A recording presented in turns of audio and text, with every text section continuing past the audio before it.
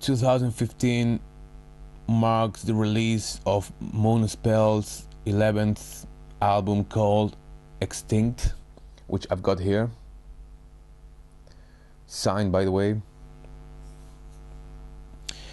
Now, before the release of this album, I didn't know anything about this band at all. I've heard their name circulating around, circles of metalheads and people who like the music, magazines and all that.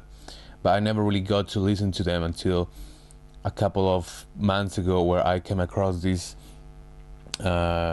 average review of their album in one of the magazines I read. And that raised my interest, and I picked up the album. I picked up the deluxe edition of the album, which has 4 bonus tracks and a bonus DVD of a documentary they recorded. And now let me get those out of the way first. I think those bonus tracks and the documentary are a waste of money and a waste of time, of your time. The 4 bonus tracks are just rehashes of 4 existing songs in the album. They have a bit of different arrangements. They change the lyrics as well a bit. Apart from that, they offer nothing new, so I wouldn't waste my time with those. And also the bonus documentary on the DVD is a bit of a waste, because it just shows the band going through the pre-production process and then going to the actual studio to record the album in Sweden. And I think, it's good to watch this, but apparently all the bands are doing this now, and it's just getting a bit stale, a bit samey. And to be honest, I don't want to waste my time watching this. I was actually drifting off when watching this documentary, so I don't think I'll watch it again. So there's a lot of songs that really caught my attention, like the first one, Breathe. It is a very straightforward track, nice lyrics and great vocal melodies, nothing extraordinary, maybe not the best song on the album, but still a nice way to start off the whole record. And then we have the second track called Extinct, which is the title track and the first single.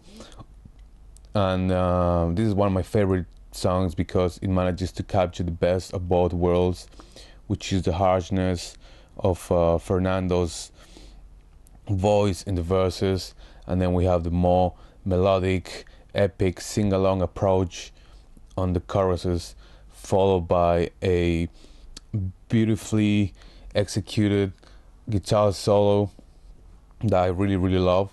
That's why I keep coming back to this song over and over again. Then we have the next track, Medusalem, which has a very Eastern feel to it, which I quite like.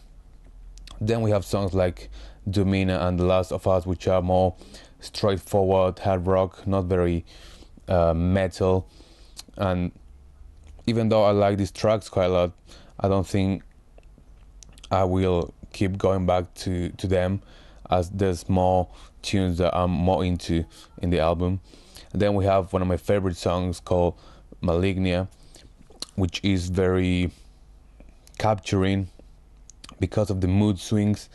It starts off very dark, melancholic, doomy, with Fernando singing in a very low key, and then it blossoms into this evil monster that is very reminiscent of Marilyn Manson's first works. I don't know if it's only me, but or you guys also think that, but this really remind me of Manson. And then we have songs that are really straightforward, nothing special, but some of them have really good lyrics, like A Die and Breathe, The Future is Dark, which talks about, the end of the world and all that. I mean, that sounds a bit cliche, but you don't really imagine one of these albums without a song that talks about the end of the world in a very pessimistic but realistic way. And then we get to one of my favorite tracks, maybe my favorite, because it's very extraordinary, it's very unique. I don't think I've heard something like this before.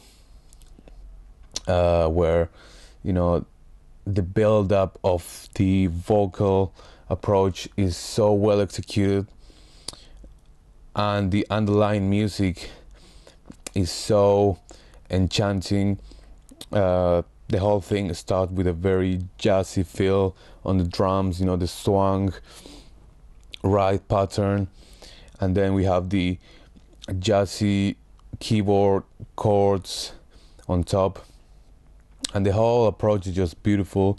It's extremely rare to hear this kind of thing from a metal band. That's why I love it so much. So yeah, to wrap it all up, I quite like Moonspell.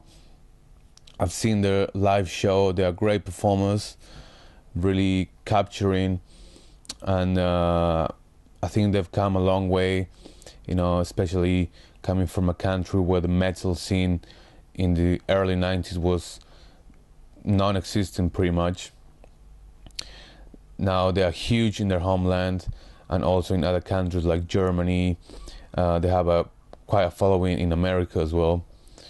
So yeah, I think it's just really apparent to see the dedication and passion that has gone into this album.